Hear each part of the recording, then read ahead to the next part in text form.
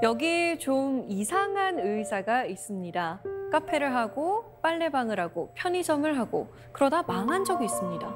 그런데 그럼에도 불구하고 그는 계속 일을 벌입니다. 그가 이렇게 일을 벌이는 이유는 환자들과 보다 가까워지기 위해서라고 하는데요. 그의 환자들은 마음이 아픈 사람들입니다. 정신건강의학과 안병은 의사, 오늘 그가 좀 도발적인 질문을 갖고 찾아왔습니다.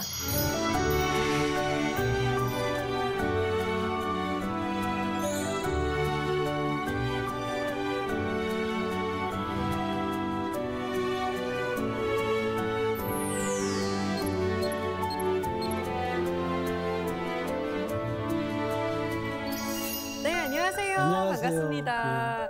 네, 제가 앞서 도발적이다라고 표현한 이유는 최근 정신질환에 의한 사건들이 많이 보도가 되고 있기 때문이거든요. 많이 보도되고 있죠. 좋은 얘기보다는 무서운 이야기들, 공포스러운 이야기들. 조현병 환자가 누구를 죽였다, 네. 또 죽였다.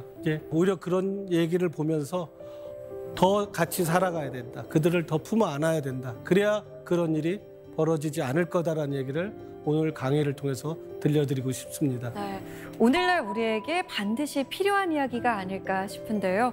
정신건강의학과 안병은 의사의 미친 것이 아니라 아픈 겁니다. 강연 잘 부탁드립니다. 예.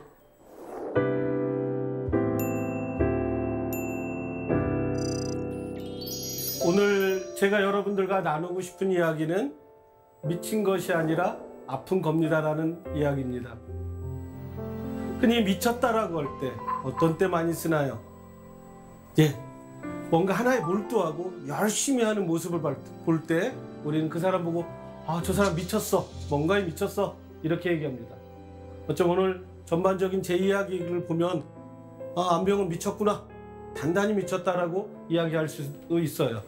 근데 그런 사람에 관한 이야기가 아니라 실제로 미쳤다라고 이해되지 않는 행동 또는 횡설수설하는 모습, 왠지 무서워, 우리랑 함께 살 수 없어.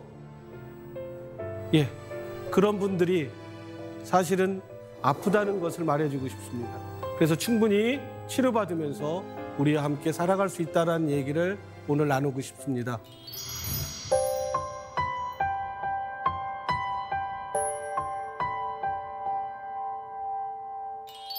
오늘 이야기를 본격적으로 하기 전에 제 어린 시절에 대해서 얘기하고 싶습니다.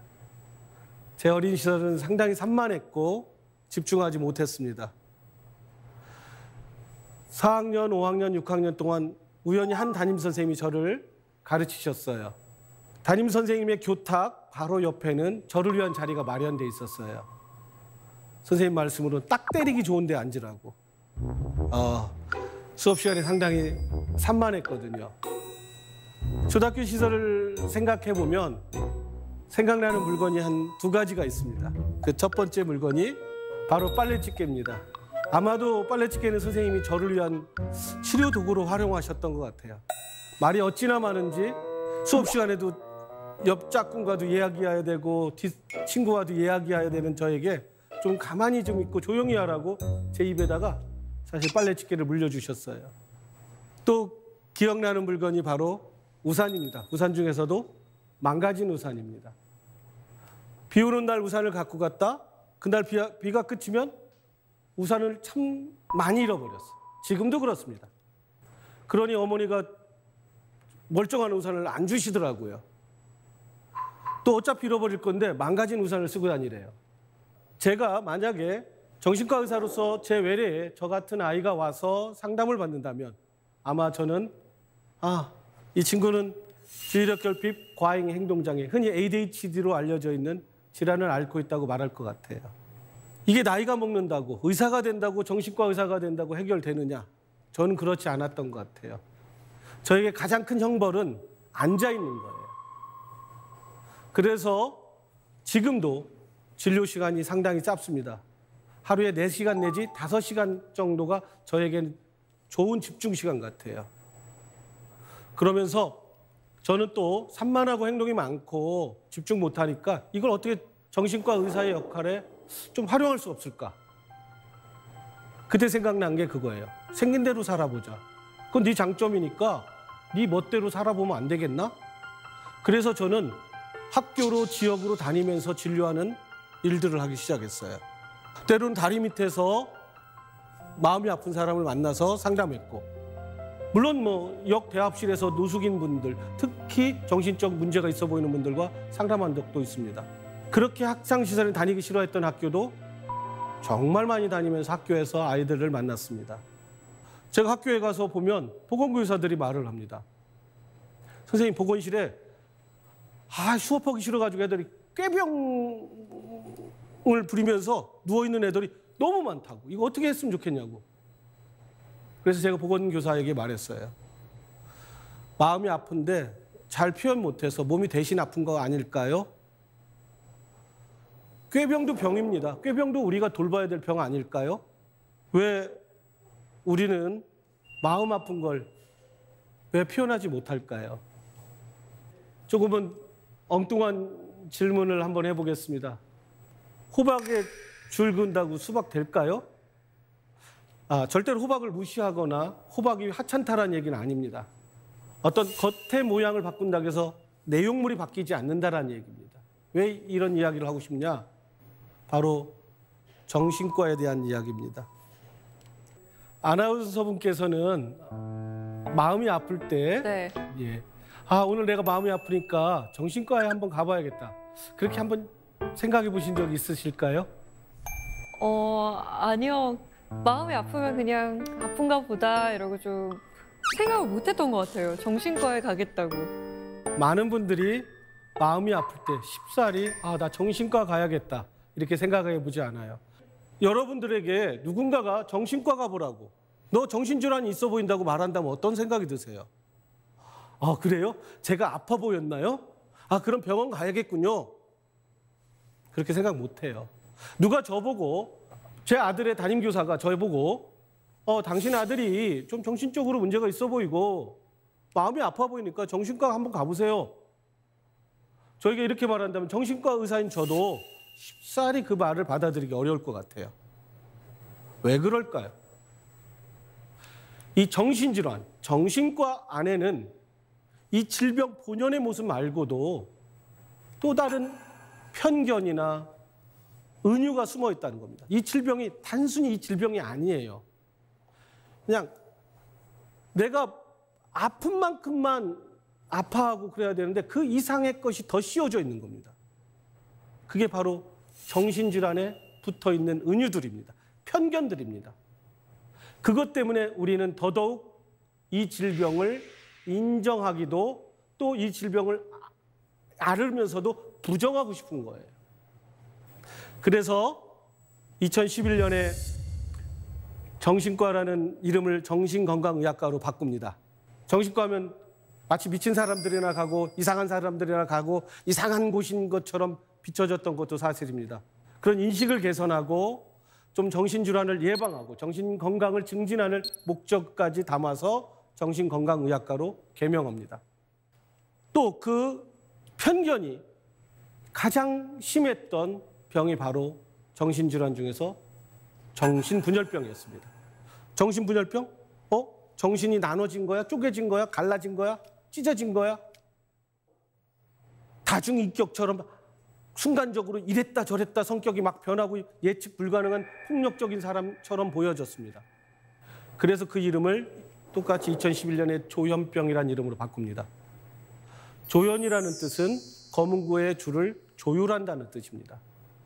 우리 뇌도 도파민이나 세로토닌 같은 신경 전달 물질에 의한 뇌 신경망에 의해서 조절됩니다. 이 회로가 잘못돼서 조현병이 발병했다는 게 가장 유력한 가설입니다.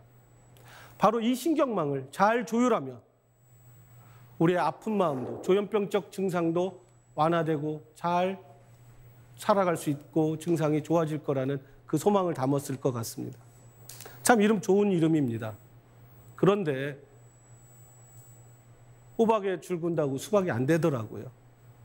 이름만 바꿔서 이 오명을 씻어내지 못했습니다.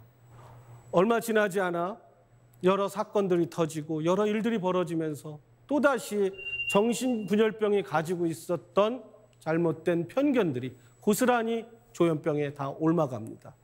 아니요, 오히려 더 폭력적 모습 속에서 미친 살인자들, 광폭한 살인마들로 비춰지는 시대가 옵니다. 이런 분들과 함께 살아가며 함께 일하며 새로운 공동체를 만들어 보려고 조현병 환자분들과 참 무던히 애썼습니다. 그런데 제가 왜 이런 일을 하고 있지?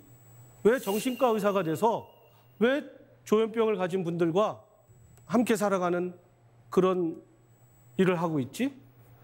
제 삶을 되돌아봤어요. 그랬더니 나름 슬픈 일들이 생각나더라고요. 바로 첫 번째가 중학교 1학년쯤 교회에서 수련회라는 걸 가더라고요. 첫 수련회였고 너무나 기대가 많았던 수련회였는데 그곳에서 중년의 여성이 쇠사슬에 묶여있는 장면을 제가 보게 됩니다. 그래서 교회 목사와 기도원 원장에게 물어봤어요. 왜 저분은 쇠사슬에 묶여 있습니까? 그랬더니 아주 짧게 대답하시더라고요. 미쳤기 때문에 그렇다. 미쳐서 묶어놓을 수밖에 없다. 전 이해가 안 갔습니다. 치료해야 되는 거 아니야? 저분 도와드려야 되는 거 아니야? 과연 그 불가능할까? 아마 이 기억, 이 슬픈 기억이 제 삶을 쇠사슬에 묶어놓은 것 같아. 이런 일을 하라고. 헤어날 수 없게. 그렇게 의사가 되기로 생각하고 의대를 갔습니다. 정신과 의사가 되겠다고. 의과대학 실습을 당시에 정신과 실습을 도는데 얼마나 기대했겠어요. 내가 원했던 정신과인데. 근데 병동에서 관찰되어지는 것은 정신과 약 먹고 병동 왔다 갔다 하고 탁구 치고 이런 모습밖에는 제가 관찰할 수 없는 거예요. 도대체 정신과 치료는 뭐지? 그분들의 삶은 어떤 거지? 그때 고민을 많이 하게 됐어요. 내가 정신과 해야 되나? 이렇게 약만 줄 거면 정신 내과인가? 정신과 수련하면서 병원 원장님에게 제안했어요. 수련인데. 우리 개방병동도 좀 만들자. 왜 환자들 다 가둬놓고 치료하시냐.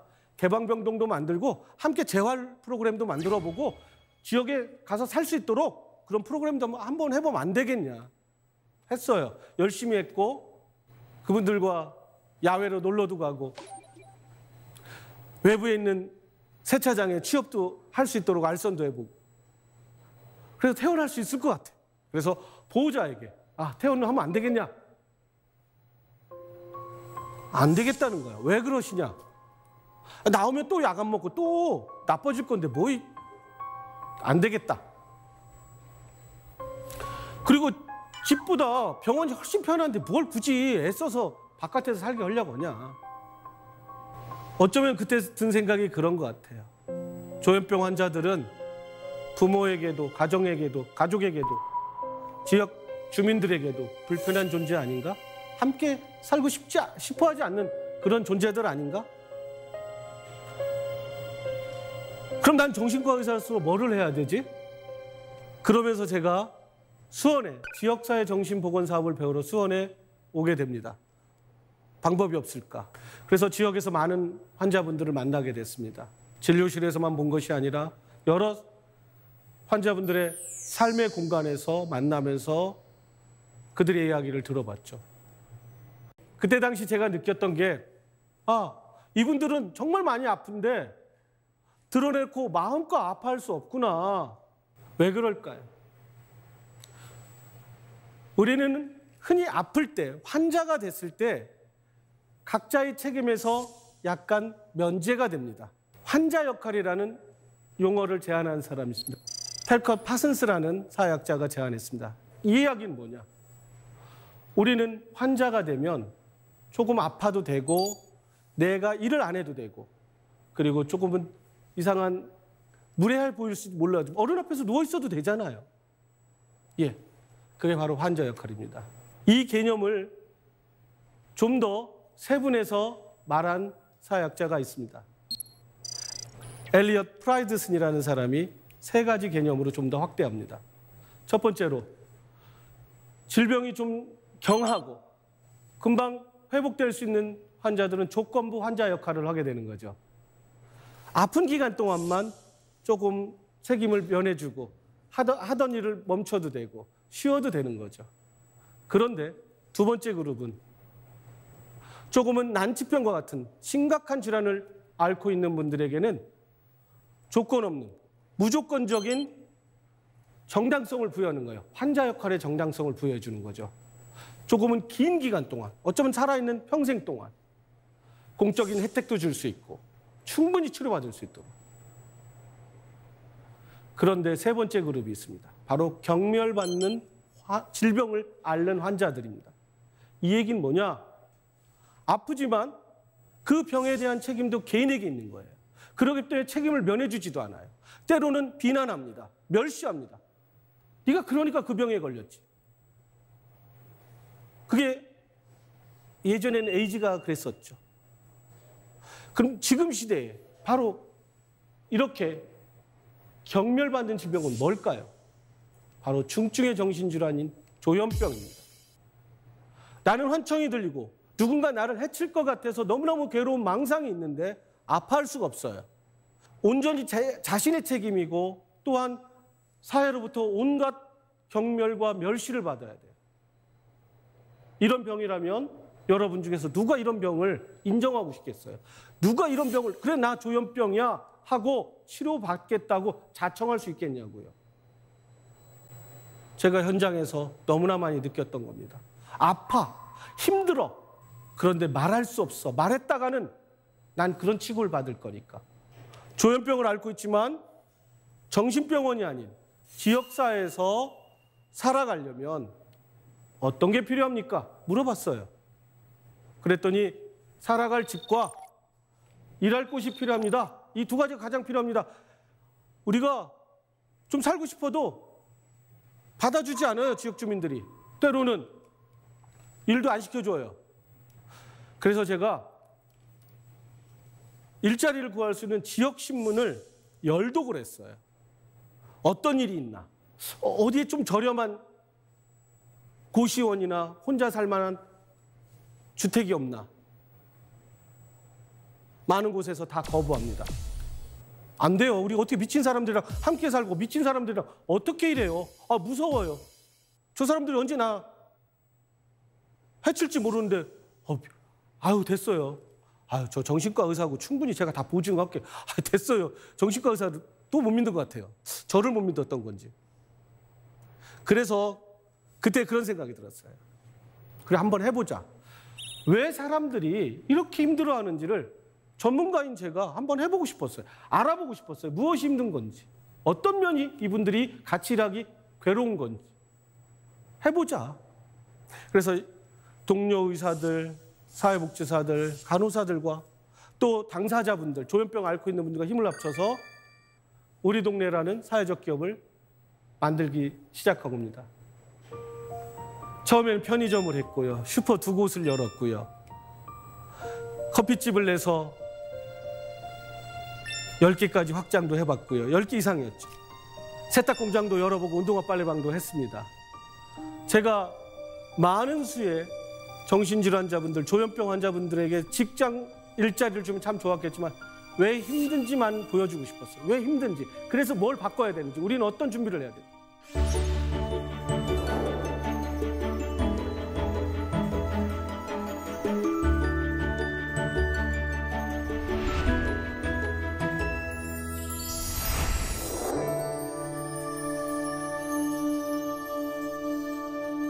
이렇게 일을 하다 보니까 여러 방송과 언론에서 물어보던 거죠. 또 일반 여러 전문가들도 저에게 물어봐요. 조현병을 가진 분들에게는 어떤 일자리가 제일 좋을까요? 그래서 제가 그러죠. 다시 거꾸로 질문합니다. 그럼 조현병 환자에게는 편의점과 슈퍼 중에서 어느 곳에서 일하는 것을 더 선호할까요? 어느 곳일 것 같으세요? 예, 다 편의점이라고 말을 해요. 실제 편의점을 좋아하세요. 왜? 그때 당시에는 뭐라 했냐면 대학생이 알바하는 곳이기 때문에. 그리고 왠지 이미지가 깨끗하고 근데 잘 들어가다 보면요, 편하고 돈 많이 주는 곳을 다 선호해요. 무슨 얘기냐? 여러분이 일하고 싶은 곳이 바로 그런 곳 아닌가요? 편하고 돈 많이 주는 곳. 그게 편의점이면 어떻고 슈퍼면 어떻고. 그렇습니다. 조현병이라고 해서 이분들에게 적합한 직장이 어디 있습니까? 이분들은 바로 여러분들이 일하고 싶은 그곳에서 일하고 싶은 거예요. 사회적 기업을 하면서 참 저라는 사람이 이렇게 방송에 많이 나갈 줄 몰랐었어요. 여기저기서 많이 나오라고 하더라고요. 정신과 의사가 정신질환자들이랑 일한다니까 이야기거리가 됐나 봐요. 그래서 많이 오라고 해서 많이 나갔어요. 그런데 좋지만은 않더라고요. 아, 저곳에서 정신질환자들이 일하고 있대. 어쩐지 이상했어. 저 사람이 정신과 의사일까? 저 사람이 정신질환자일까? 아마 저보고 못 찾았을 거예요. 그곳에서 좋은 뜻으로 좋은 가치를 가지고 한다는 게 여간 어렵지 않았습니다. 예, 편의점도 문을 닫았습니다. 세탁공장도 문 닫았고요. 그 망한 세탁공장의 전화번호를 제 병원 전화번호로 쓰고 있어요. 쓰지 말라고 하더라고요. 망한 전화번호 쓰지 말라고. 근데 쓰고 싶었어요.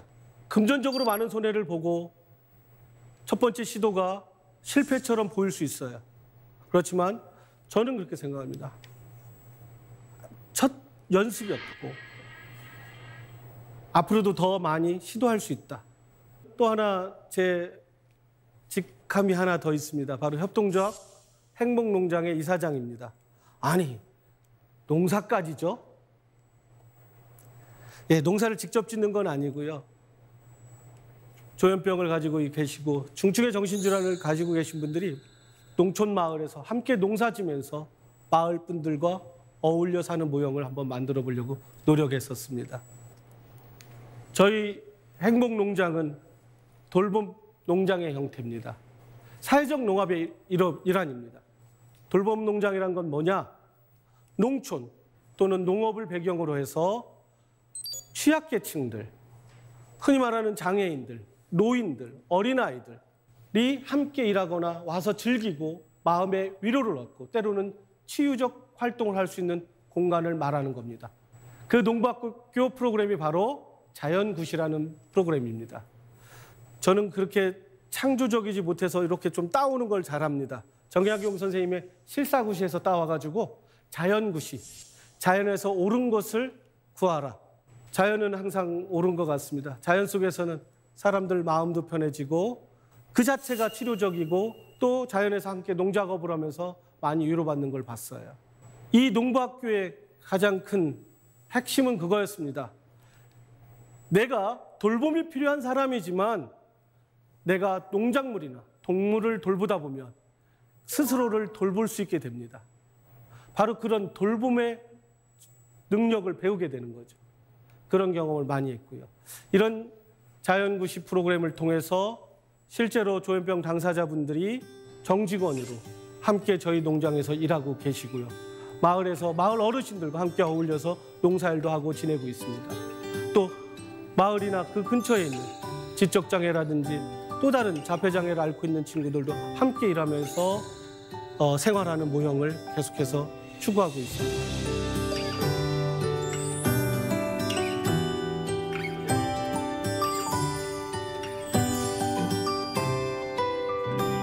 홍성에서 농장 일만 한 게 아닙니다, 제가. 어찌어찌 하다 보니까 캄보디아까지 가게 됐습니다. 처음에 캄보디아를 가게 된 계기는 의료 캠프, 그러니까 일반 의료봉사차 1년에 한 번씩 2012년부터 갔던 것 같습니다. 정신과 의사가 의료 캠프에 가면 할 일이 별로 없습니다. 생각해 보세요. 무슨 일을 하겠어요? 그러면 저는 옆에서 다른 사람들 좀 즐거우라고 떠드는 일, 아니면 뭐 필요하면 물 갖다 주거나 이렇게 주변 환경을 개선해 주는 일을 주로 했었어요. 근데 하루는 어떤 내과 의사 선생님이 그러는 거예요. 닥터한 일로 와보라고. 머리도 아프고 무릎도 아프고 온몸을 다 아프다고 하는데 이유를 알 수 없고 말하는 것도 도대체 이해가 안 간다고. 좀 정신적으로 이상해 보인다고. 당신이 한번 봐야 되겠다고. 바로 그렇게 제가 잊지 못할 첫 환자를 만나게 됩니다. 이분은 제가 같이 갔던 미술치료사와 한번 같이 인터뷰도 하고 언어적으로 잘 소통되지 않다 보니까 여러 모습을 통해서 관찰했었어요. 조현병 환자분이셨습니다. 가장 힘들어하는 것이 누군가 자기에게 텔레파시를 보내고 계속해서 나를 헐뜯는 말을 하고 이웃 사람들이 나를 죽일 것 같아서 결혼했다가 이혼을 당했죠. 집에 와서 오빠와 함께 거주하고 있었어요. 그런데 정신과 의사가 거기서 이분을 어떻게 내가 치료할 방법이 없는 거예요. 약을 가져간 것도 아니고. 이날이 2015년 6월 6일이었습니다. 내가 7월에 다시 오마. 내가 약을 갖고 와서 당신의 약을 전달해 주마. 그렇게 캄보디아로 향한 게 매달 가게 됐습니다. 왜? 정신과 약은 꾸준히 복용해야 되니까요. 그 약속 때문에 코로나가 대유행하기 전에 1월까지, 올 1월까지 갔던 것 같습니다. 참 많이도 갔습니다. 또한 잊지 못하는 또 다른 환자가 있습니다. 캄보디아 말로 선생님이 노꾸루입니다. 노꾸루. 내가 당신이 어떤 나랑 비슷한 증상을 가지고 있는 사람에게 약을 준 걸 내가 먹었더니 내가 좋아졌다. 나도 그 약을 달라. 무슨 얘기냐 그랬더니 자기도 누군가 말하는 소리가 들리고 사람들이 무서워서 집 밖을 나가지 못하겠다는 거야. 아니, 이 사람 스스로 미쳤다고 하네? 이게 가능해? 한국에서는 불가능한 일인데? 이 사람한테는요, 환청이 들리고 망상이 드는 게 그저 아팠던 거예요. 참 정신과 의사로서 놀라운 경우였어요. 그거 뭐지 이게? 이들은 스스로 서슴없이. 저랑 함께 캄보디아에 갔던 동료 정신과 의사들도 다 놀래요. 아니 어떻게 이렇게 와서 자기 증상을 막 얘기해? 저는 그때 느꼈어요. 이 사람들에게는 편견이 오히려 없구나. 병의 원인은 잘 몰라요. 그냥 힘들어요. 그리고 이 사람을 도와준다는 의사가 있으니까, 한국에서 온 의사가 있으니까 와서 도움을 요청하는 거예요. 왜 그럴까? 정신병원이었구나. 캄보디아엔 정신병원이 없어. 정신병이 심하고 통제가 안 되면 집에 가둬놓거나 방에 가둬놓거나 쇠사슬에 채워놓습니다. 때로는 너무 심하면 교도소에 보냅니다. 하루는 한 아주머니가 저에게 찾아온 거예요. 제가 어느 집에서 진료하고 있는데. 자기 아들이 아프대. 자기 아들이 행동이 통제가 안 된대. 약 좀 달래. 그래서 왜 아들을 안 데려왔냐? 그랬더니 자기 아들을 묶어놨대. 쇠사슬에. 그럼 같이 가자. 내가 가서 보고 약을 줄 수 있으면 주마. 갔더니 이야기를 다 듣고 오니까 조현병이었습니다. 집을 나가면 2-3달 헤매고 다니는 거예요. 거지꼴로 돌아다니니 엄마 마음이 얼마나 속상해요. 엄마 마음도 찢어지는 거죠. 살리려고 묶어놓습니다. 그 어머니가 정말로 도와달라고 2손이 닳도록 저에게 비는 거예요. 한 4-5개월 제가 한 6개월 정도 되고 나서 쇠사슬을 풀어주는 장면입니다.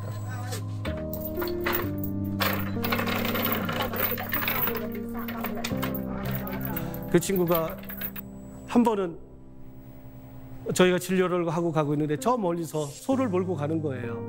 너무 고맙더라고요. 그런데 그 집 앞에는 또 다른 분이 묶여있던 거예요. 제가 그 묶여있는 분 앞에서 진료를 하고 있으니까 또 어떤 노모가 온 거예요. 노모가 오더니 자기 딸도 묶여있다는 거예요. 바로 집 앞에. 거기에 이렇게 묶여있는 분도 계셨어요.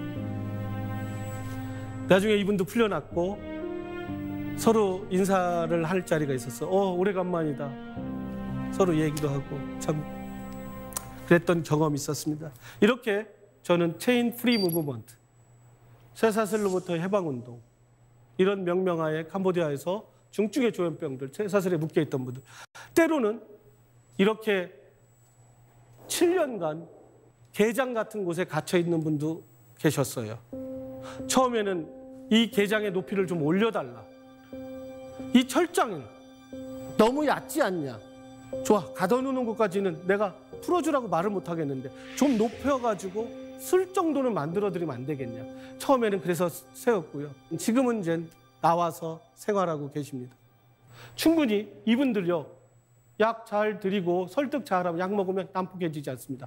바로 충분히 정신병원 없이도 투약 관리 잘하고 잘 도와드리면 이렇게 난폭했던 분들도 건강하게 지역에서 살아가고 계십니다. 또 한 곳, 캄보디아에서 놀라운 곳을 소개받습니다. 어떤 목사님이, 현지 캄보디아 목사님이 도와달라는 거예요.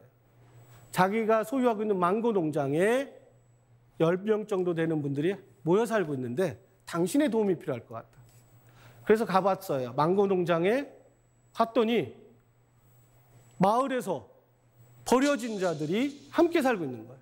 조현병, 지적장애, 조절되지 않는 뇌전증, 그런 분들이 모여 살고 계신 거예요. 그러면서 아, 그랬어. 한국도 우리나라도, 아니 서양도 마찬가지입니다. 정신의학이 발달하기 전에, 정신병원이 세워지기 전에는 이렇게 살았을 겁니다. 모여서 공동체에서 때로는 책임지고 함께 살아갔어요. 이런 농장만 본 게 아니에요. 어느 절에 갔더니 똑같이 마을에서 버려진 분들을 같이 살고 있더라고요. 어느 절에서. 그 스님이 말하는 거예요. 우리 종교 지도자들은 치료하지 않습니다. 그렇지만 마을에서 버려진 분들, 마음이 아픈 사람들이 와서 살겠다면 저희는 공간을 내줄 뿐입니다. 그렇게 함께 살아가는 겁니다. 안 무섭나요? 안 내쫓으시나요? 이런 사람들 부처는 그렇게 가르치지 않았다고. 우리는 그저 우리의 공간을 열어주는 것이 전부라고 말하는데 저는 깜짝 놀랐어요. 제가 홍성에서 하고 있는 행복농장에 어쩌면 원초적, 제가 배우고 싶었던 모형 같아요.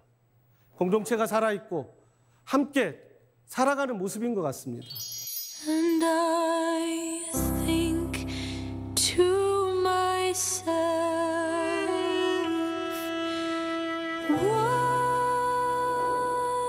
a wonderful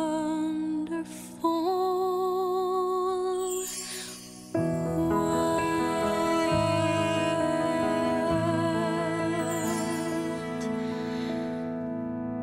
What a wonderful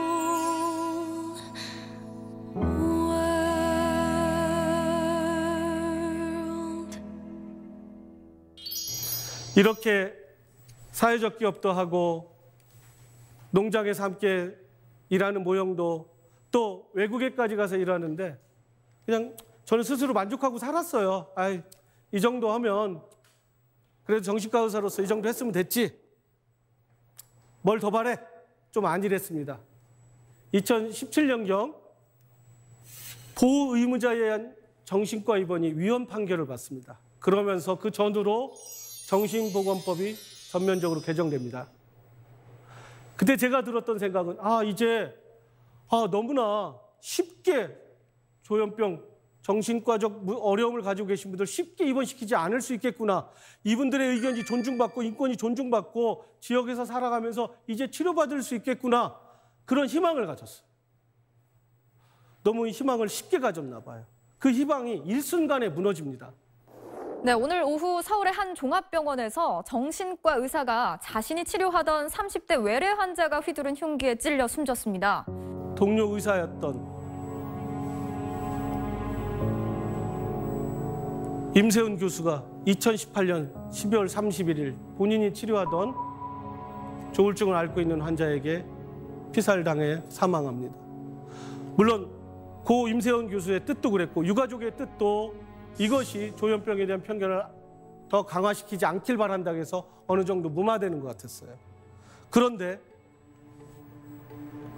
2019년 4월에 끔찍한 살인사건이 벌어집니다. 진주 방화살인사건. 지난 4월 17일 새벽 경남 진주의 한 아파트에 불을 지르고 흉기를 휘둘러 주민 5명을 살해하고 17명을 다치게 한 피고인 안인득.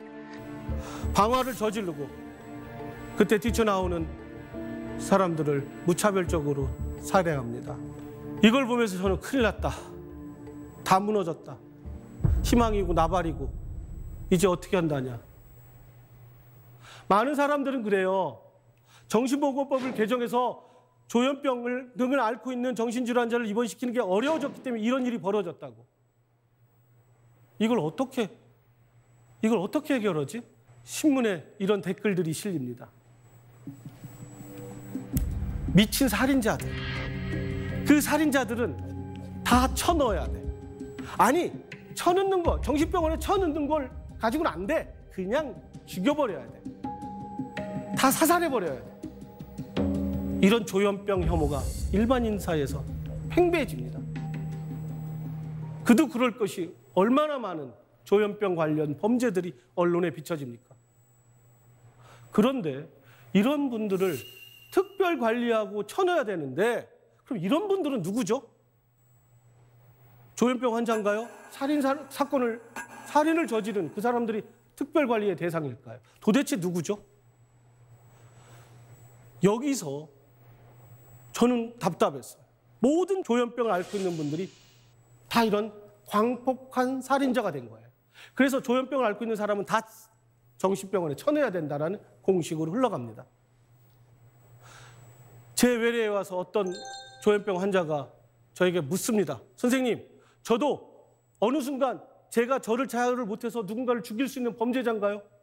그분은 일을 잘하고 계시고 물론 10번 넘게 입원했던 분이에요.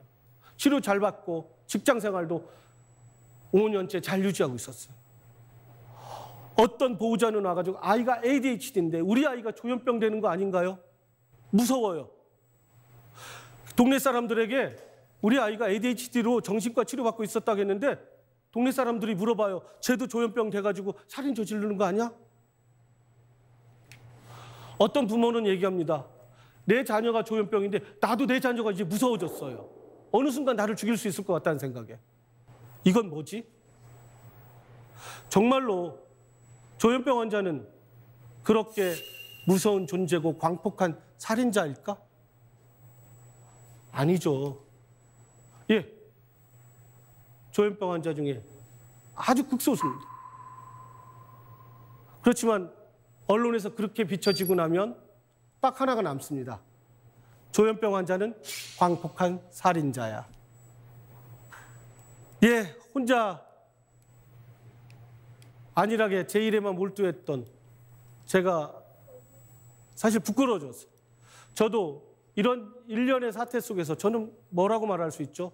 조현병 환자 이제 안심하고 같이 살아도 된다고 안 무서운 사람이라고 말하면 될까요? 통할까요? 제가 그동안 해왔던 일이 몇 명의 조현병 환자분과 잘 살아왔고 잘 일했다고 해결될까요? 안 되겠더라고요. 저도 책임에서 자유로울 수 없더라고요. 그래서 여러 가지를 지금 다시 일을 저지르기 시작했습니다. 도저히 안 되겠다. 조현병에 대해서 더 잘 알려야겠다. 그러니까 나 혼자 이런저런 작은 프로젝트만 해서는 안 되겠다. 좀 조현병에 대해서 더 잘 알려주고 인식을 개선할 수 있는 일이 없을까. 그러다가 저희가 운영하고 있는 카페에다가 작은 책방을 하나 만들려고요. 책방 이름이 바로 광인엽서입니다. 뭐야? 엽서의 엽자가 저 비읍 아니야? 예, 그냥 옆에 있다 맞습니다. 광인을 그냥 빛광자로 해서 빛나는 사람 옆에는 책이 있다. 이렇게 한번 적어봤어요. 아니요. 미친 사람을 해석하면 어떻겠습니까? 또 다른 의미가 사실은 미친 사람이 옆에서 책이 대드릴게요. 무슨 얘기냐? 이 책방에서는 조현병을 앓고 계신 분이나 심각한 우울증을 앓고 계신 분들이 와서 인간 책이 돼주는 거예요. 조현병이 뭔지 알려주고 설명해주고 또 책도 권해주고 그런 책방 한번 만들어보고 싶습니다. 여기서 더 많은 중증의 정신질환자들에 관한 이야기, 이 사회에서 배제된 사람들, 이 사회에서 축출된 자들의 이야기를 한번 나눠보고 싶어요. 그런 세미나도 좀 만들고 그런 책을 읽는 모임도 만들어보고 싶습니다. 그리고 또 동시에 제가 사비를 좀 털어서 다큐멘터리를 하나 제작하고 있습니다. 좀 제목이 너무 선정적인가요? 미친 자들의 자리는 어디인가? 많은 사람들은 다 정신병원에 쳐넣어야 된다는데 과연 그곳이 그들을 위한 자리인가? 일반 사람들은 그래요. 너무 무섭고 그들이 언제 우리를 해칠지 모르니까 그들의 위험으로부터, 조현병 환자들, 광폭간 살인자들의 위험으로부터 우리가 안전하려면 그들을 정신병원에 쳐넣어야 돼. 이게 목적이잖아요. 그곳에 자리를 만들어서 그들을 살게 하면 우리는 안전해질까요? 아니라는 겁니다. 과연 어디가 이들을 위한 자리일까요? 이 다큐에서는 세 나라를 좀 다뤄봤습니다. 정신병원이 상당히 성업 중인 바로 한국을 다루고요. 캄보디아입니다. 예, 캄보디아는 정신병원이 없는 나라입니다. 또 세 번째로 있던 정신병원을 폐쇄하고 종합병원에 아주 개방 형태로, 오픈 형태, 개방병동을 운영하면서 돕고 있는 이탈리아 모형입니다. 이 세 나라를 비교하면서 여러분들이라면 어느 나라에서 조현병을 앓고 싶을까?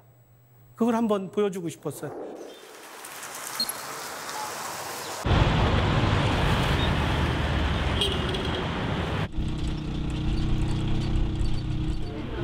쏨 사피. Đây ở ban đáy mình tên chưa ai nhưng mình tên luôn ai phó. 군.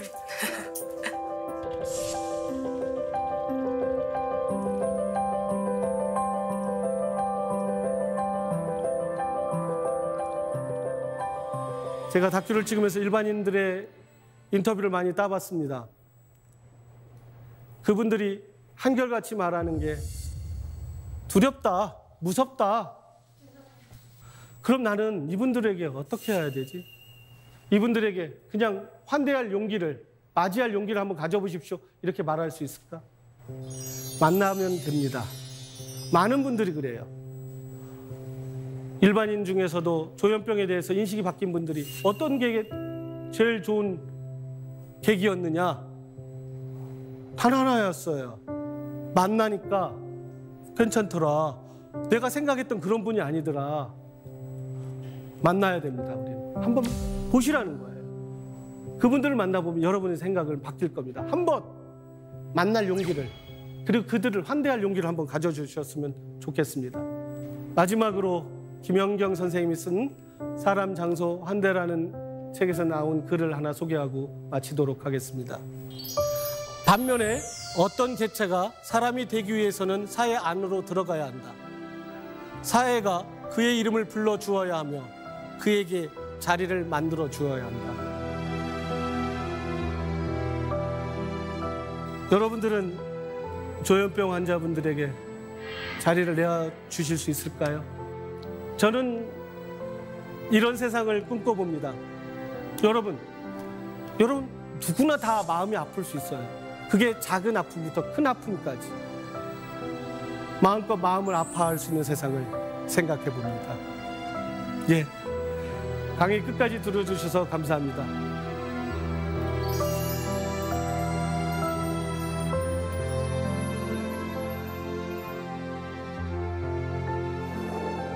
네, 강연 잘 들었습니다. 선생님 말씀처럼 정신질환을 마음껏 드러낼 수 있는 그런 사회가 오면 좋겠다라는 생각이 들지만 쉽지 않을 것 같아요.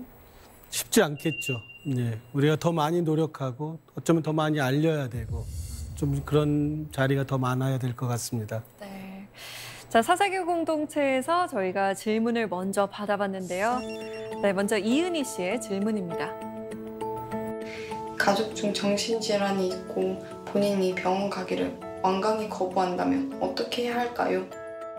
이런 경우가 많을 것 같아요. 이럴 예. 때는 가족들이 어떤 태도를 취해야 할까요? 예, 정말 많습니다. 가족들이 보기에, 부모가 보기에, 다른 형제들이 보기에 분명히 문제가 있는데 자기는 멀쩡하다, 나 안 가겠다. 너무 많은 경우에 있죠. 사실 저도 특별히 어려워요, 이런 거 해줄 경우에. 근데 그때 가장 많이 해주는 것은 당신 자녀가, 당신 가족이 이상해진 게 아니다. 아파하고 있다. 우선 그 아픔에 초점을 맞춰야 돼요. 너 이상하니까 너 지금 문제 있어. 너 빨리 가야 돼가 아니라 너 아프지 않냐? 너 힘들지 않냐? 내가 부모로서, 내가 가족으로서 그냥 못 갈 수 없다. 너 힘든 거 가서 좀 상담이라도 좀 받아보자. 자, 그런데 또 그렇게 말하면 또 따라오지만 또 안 오는 경우가 있어요. 그럴 땐 저는 그래요. 한번 당신만이라도 와라. 가족만이라도 가서 상담받고 가족이 어떻게 대하고 어떻게 설득해 가야 되고 어떻게 또 도와줘야 되는지. 그러니까 꼭 본인만 안 오더라도 가족이 와서도 얘기를 듣고 가고 할 수 있다라는 거죠. 저는 그런 말로 오늘 답을 드리고 싶습니다. 네. 자, 두 번째 질문도 받아볼게요. 이번엔 고준님의 질문입니다. 최근에 드라마에서도 정신질환을 본격적으로 다루고 있는 걸 보았는데요. 미디어에서 정신질환을 가진 인물이 등장할 때 전문의로서 긍정적으로 보는 점과 우려되는 점은 무엇인가요? 확실히 예전보다 미디어에서 네. 정신질환에 대해서 활발하게 논의되고 있는 것 같아요. 네. 어떻게 생각하시나요? 저는 긍정적인 면이 많다고 생각해요. 우선은 보여줘야 돼요. 우리 눈에 안 보이면 없는 걸로 취급하고 별로 없다고 생각해요. 그러나 우리 주변에 마음이 아픈 사람은 너무 많거든요. 이게 우선 언론이나 방송에 노출이 돼야 저렇게 아플 수 있구나. 저렇게 아픈 사람들이 존재하는구나. 우리 주변에. 작은 수가 아니거든요. 언론에 노출되는 건 되게 긍정적이지만 또 걱정되는 면은 네. 김수영 같은 직원은 병원에 없다? 그런 얘기보다 너무 미화하진 않았으면 좋겠다. 그들의 이야기, 그들의 아픔이 조금 더 사실적으로 그려질 수 있었으면 좋겠다. 외국에서도 그래요. 어떤 편견을 없애기 위해서는 아름답게만 그려서는 안 되거든요. 실질적 어려움을 좀 더 기울여서 그걸 방송을 제작하는 분들도 실제 무엇이 어렵고 현실은 무엇인가. 그거에 조금 더 관심을 기울여 주셨으면 좋겠습니다. 네. 오늘 강연 들으면서 눈에 보이지 않는다고 존재하지 않는 것이 아니다. 많은 사람들이 사실 아파하지만 숨기고 있다라는 얘기도 해주셨는데 그런 아픔들을 마음껏 꺼내놓을 수 있는 그런 날이 얼른 왔으면 좋겠습니다. 오늘 강연 정말 감사합니다.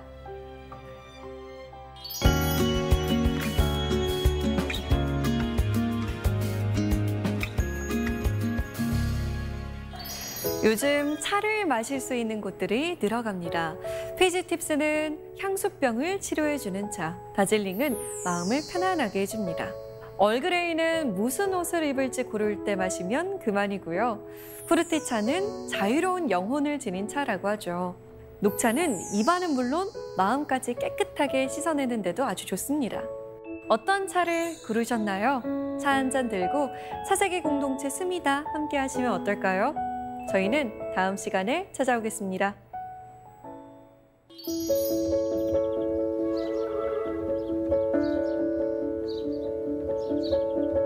All that I know now is sky and cloud. Don't know when my feet last touched the ground. You said if I believed enough, I would fly.